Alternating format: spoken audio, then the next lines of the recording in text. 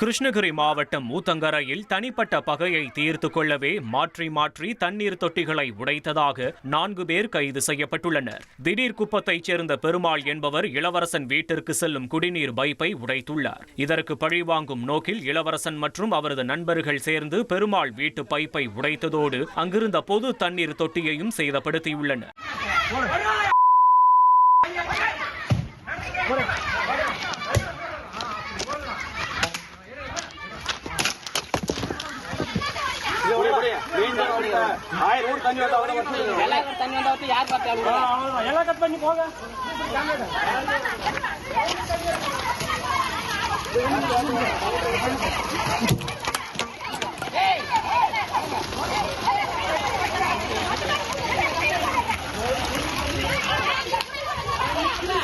ஆனால் போலீசில் புகார் அளிக்கும் போது திமுகவுக்கு வாக்களிக்காததால் பெருமாள் தண்ணீர் தொட்டியை உடைத்துவிட்டார் என இளவரசன் கூறியது பரபரப்பை ஏற்படுத்தியுள்ளது.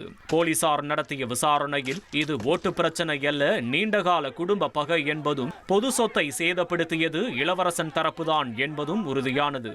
இதையடுத்து பொய் புகார் அளித்த இளவரசன், அரசு, ஜெய்சங்கர் ஆகிய மூவர் மற்றும் எதிர்தரப்பைச் சேர்ந்த பெருமாளையும் சாம்பல்பட்டி போலீசார் கைது செய்து சிறையில் அடைத்தனர்.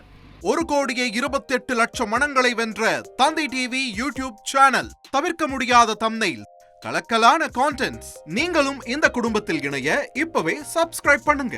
அசுரபலம் கொண்ட எங்கள் டிஜிட்டல் கரங்களில் உங்கள் விளம்பரங்களை சேர்க்க வாட்ஸ்அப் பண்ணுங்க.